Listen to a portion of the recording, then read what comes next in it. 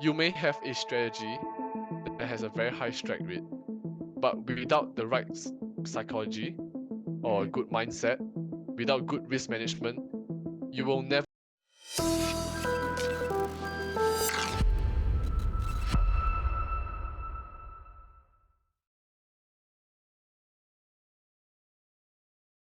Hi everyone, welcome back to another interview with one of our SFT funded traders. Today I have the pleasure of speaking with Xavier. How are you doing today, Xavier? Doing great. How about you? I'm doing great. Thanks for asking. I know it's kind of late where you are. Can you tell us where you are located? Well, I'm currently based in Singapore, and there's a 12-hour difference between New York and Singapore. Yeah. Yeah. Yeah, how was that like with that such a huge difference trading? Well, honestly, it doesn't have a lot of impact on me because I trade the Forex and indices market, Mm-hmm. and they operate 24/7. So I'm mainly a London session trader and the New York AM session trader. Mm. Okay. Okay, nice. Well, how long have you been trading? Well, I've been actually trading for about 3 years now, but I've been dabbling in doing options. But I actually recently moved to Forex, and this is my first year trading in Forex because I felt that for the options wise, you have to stay up for the New York session, which is Mm. very not sustainable for me because I have other commitments in life as well. Whereas Forex allows me to trade 24/7, so there's really a lot of convenience for me, and that's why I decided to move to Forex instead. So Yeah. yeah, 1 year of experience in Forex and already funded. Yeah, right. Exactly. That's exciting and funded with a payout. Now Yes, that's correct. a nice. Well, what got you into trading in the first place? Well, I didn't come from a very rich family, Mhm. and I've always wanted to sort of be able to support myself financially. And I've always felt that the 9 to 5 job was never really the path that I wanted to take. So I went to look for various other methods. I tried drop shipping, social SMMA. Some of you may have heard of it. Mm. And yeah, ultimately I arrived at trading because initially they were all promised fast profits, but we all know that's not true. But I Yeah. sort of got interested in how the markets work. I mean, everything is so correlated, and it just sort of became a passion rather than for money. That's why I'm still sticking to it until today. Mhm. Right. Okay. Well, since you're like pretty much new into like the Forex space, like how was that journey like kind of transitioning into this space or just like your journey along the way within this last 3 years? Well, initially when I transitioned to this forex part, because options wise, the amount you risk is a little bit different from in forex because they're in options they're all based off contract sizes and they vary from each stock and Mhm. whichever ETF that you may buy. But for forex, you are able to calculate lot sizes well, 1%. But then I didn't hear of prop firms initially. I actually traded with a personal account, Mhm. and that really had a big blow to my psychology because I wanted to see the same amount of gains that I had in options. I Mhm. want to see the same amount of gains in forex, and therefore I found myself over risking a lot, blowing accounts here and there, and that's when I realized that okay, something needs to change. That's when I started to watch more psychology videos. Um I took Paladin's course, and then I think the biggest improvement to my trading personality is actually his trading videos. I watched his trading videos, and it really opened up a lot of possibilities, and it was a complete game changer for me. Mhm. Yeah. Nice. Okay, so you took one course. Is that the only course you took or? I went through a few Okay. gurus courses, but they weren't as effective as that of Paladins. Mhm. And then Okay. with the recent KP trading room with between Jadecap and Paladin, I think being able to learn from these two huge influencers in the trading industry, it really helped a lot. Mhm. Given what they're doing, they've done a lot of great work for us. Yeah. Good. Definitely made the trading journey easy. That's good. That is good. So when you're going from just your live accounts into your prop firm accounts, how is that kind of different? Like dealing with the bigger numbers or you're kind of used to those numbers? How was that transition? Well, I slowly started to see the insignificance of those equity numbers. You know, like you're risking $4,000. It doesn't matter because when you look at things in a percentage basis, a percentage of your account, it makes trading so much easier. You're able to actually stay on your trading plan consistently because I'm aiming for 6% per month, and that's enough for me. It doesn't really matter how much money I earn now because with the availability of prop firms, there's so much capital that you can trade with that if you don't look at those big numbers, you wouldn't think of like, oh, what can I do with that money? What will happen to me if I lose that kind of money? Everything just sort of works in a percentage wise, and it just makes things easier to visualize. Yeah, I completely agree. I love talking in percentages myself. So, but some people don't understand percentages or like talking in percentages. And like I like how you mentioned just kind of desensitizing yourself from looking at the equity. How do you kind of get into that mind space? Because it's hard not to look at the money and how much you could make. So can you tell us a little bit about that? Definitely, because I think for most news traders, when they first enter this industry, they intend to make trading their entire life. So Yeah. they wanted to make trading their only source of income. How I overcome that sort of mentality was I actually um, made myself have more sources of incomes. So I actually do investments in other asset classes as well. I have a job that gives me a stable pay. So all the trading money to me now is not like life-changing money. It's just additional bonuses. So even if my trading account fails for that month, I'm still able to eat. I'm still able to pay for rent. I don't have to Mm-hmm. worry about all these things affecting me in life. These are just additional bonuses for me. Mm-hmm. So I think that takes a lot of stress away from trading.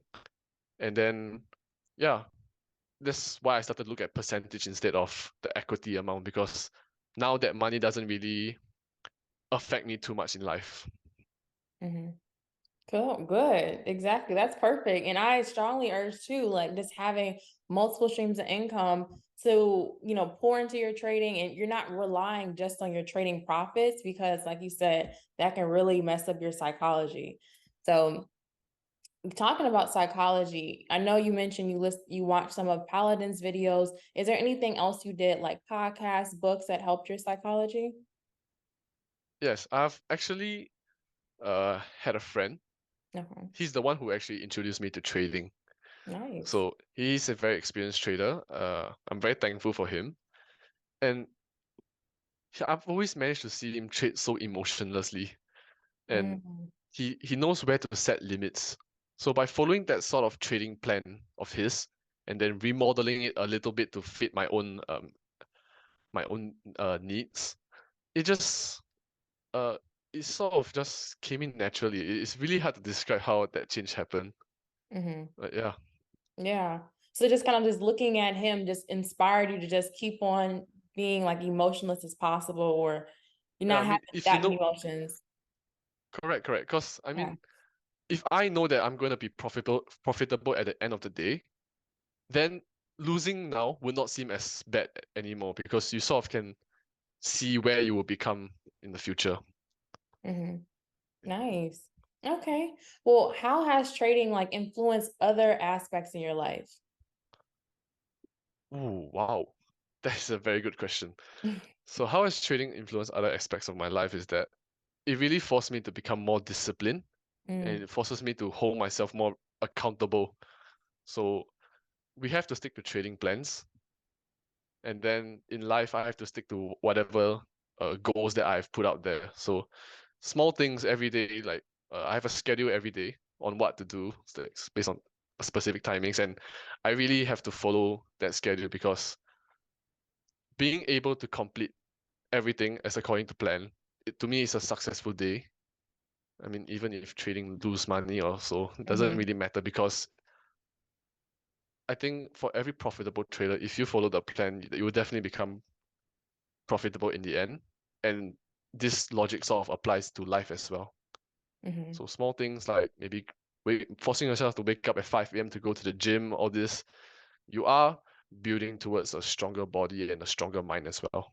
Yeah, exactly. I love that. Like you have a trading plan, literally a checklist within your trading. You have a checklist within your day too. It's the same concept. Yes. Yeah. So you mentioned your trading plan. What is included within your personal trading plan? Well, I actually trade the ICT strategy, Okay. and the ICT strategy emphasizes a lot on the timings to look for trades. Okay.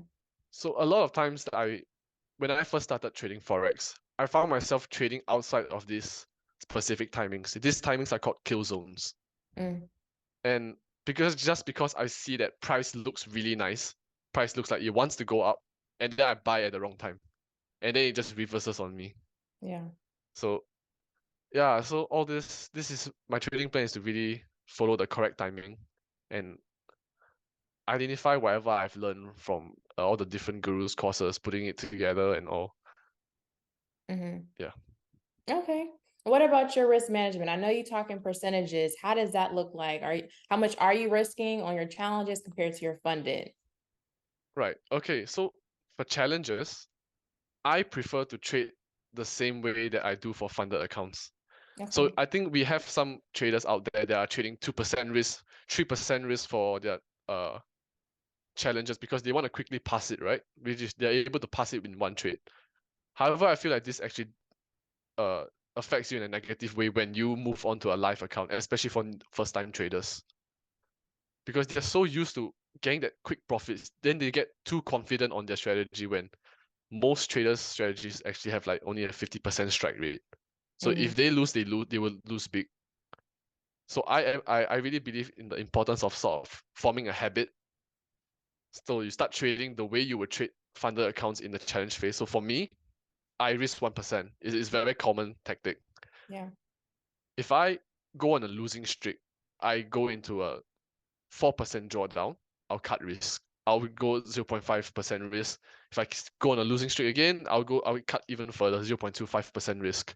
And I'll keep doing it until I sort of uh get back into the game. And then I'll up risk again once I sort of create this buffer for myself. Hmm. So let's say when I'm funded, I trade 0.5% risk first. Hmm. The moment I hit 2% profits, then I'll up my risk to 1% because I have this buffer to play with now. Yeah. And that would guarantee me my payout. Yeah. That is my risk management plan. Good. And I like how you mentioned like you're constantly reducing your risk when you're going on those losing streaks. Sometimes people want to like, okay, I'm down by 4%. Maybe if I risk 2%, I can make up for all of that. And it's not, the best ideal way to go because you're on a losing streak. So, it's not, you may not be in the right headspace to take a winning trade next. But if you reduce your risk, you're more comfortable being in the market, then, we can build up those wins. I like that. Yeah, definitely. I mean, Yeah. it's a very dangerous gambler's mentality to keep doubling down your risk. Like Yeah. going from, I think they call it the martingale strategy. That Mm. means you lose 1%, and then the next one you risk 2%. I Yeah. mean, we're here to trade. We're not here to gamble. We're Yeah. playing probabilities here. Yeah. Yeah. Right. Okay. Well, when you're on these losing streaks, right? How are you like mentally, or are you back testing? How are you kind of getting yourself out of that losing streak? Right. So I actually do journal a lot. I have an entire Google Drive dedicated to my journaling of my trades. Hmm. So whenever I lose trades, I will journal why I lose it. It's actually fairly easy to spot most of the times. But a lot of people journal only when they lose. Hmm. I journal even when I hit my profits. Yeah. Because sometimes your trade might hit profits, but you may notice some errors in your trading, and then you can further refine it. Yeah. So to me, journaling is extremely important in trading. Right. Okay. Have you been journeying like all your trading career, or that's something you just picked up once you got funded? Actually, I've been journaling every single trade I take. Ever since the first time I started doing options. I actually have Mhm. this little scrapbook where I would journal everything, but I've moved everything online because I'm a teacher myself, so I have to teach my students. So it's much Mm. easier to sort of integrate that data to for them as well. Nice. Okay. Well, do you have like a memorable trade that you've had, whether it's a losing or winning trade? Oh, wow. Okay. Yes, that that trade actually changed how my whole strategy worked. Mm. So for most people, they do a take profit at a specific level, right? Mm-hmm. But to me, that seems a very arbitrary number because it's all in the head. You know, price won't move towards where you put your take profit just because you drew it there. Yeah. So that one trade, I forgot to set my take profit. Mm. So it was an open trade, running trade, and I only noticed it nearing the London close, which is around 10 a.m. for New York time. Mm-hmm. And I opened my MetaTrader app and wow, I just noticed the profits was crazy. I got really lucky there. I was Yeah. running 7% in Wow. profit. So I Nice. was like, oh my gosh, that is crazy. Yeah, but then I Nice. quickly closed the trade. Then I Yeah. went to journal it. I was like wondering, why is it that price is moving like that now? Yeah. Maybe the this strategy can further be improved by not setting a fixed profit target level, but what if I close based on time Mm. rather than a specific level that I draw out? Because That's I'm trying to interesting. catch the daily expansion here, Yeah. and the daily expansion completes by a specific time. Mm-hmm. So that really changed how I viewed my strategy. And Yeah. yeah, that was wow, it was a very good moment for me. I bet it was, right. Yes. 7%. You're like, wait, at least it wasn't the opposite. So Yeah, seven yeah, yeah. percent. Yeah. So like since that trade, like you said, journaling it, like you were able to kind of refine your strategy. You want to base your take profit more time wise. So kind of getting into that, would you be willing to like close partials? Are you taking more positions now than like closing those, or how is that working? Well, because of the confidence that I've built for myself through a lot of back testing, Okay. I've actually started doing layering trades for myself. These are my personal strategies. So I think some people call it the pyramiding. So they Mm-hmm. pyramid their trades in. So I've Mm-hmm. been doing that as well. And however, I don't take partials at all. Say that I do not one take time. partials. I Okay, close okay, based on time. So okay, that's my rule. 10 p.m. 10 a.m. New York time, I'll close all trades. And mm-hmm. then I'll go to sleep from there. Don't think Okay, about it already. yeah. Yeah. For So because those I that feel like don't know, oh, go ahead. sorry, because I feel like taking partials is you're sort of just cutting yourself short, you know. Mm-hmm. You know that price will definitely run higher, but taking partials is like to me is showing that you lack confidence in your strategy. Mm-hmm. While some people may say, yeah, correct, it's risk management. I mean, yeah, good for them, but for me is I that's how much confidence I have in my strategy, and that's why I don't take partials. Mm-hmm. Nice. Well, for those that don't know what pyramid is or like having those layering positions, do you mind doing like a brief overview of what that would be?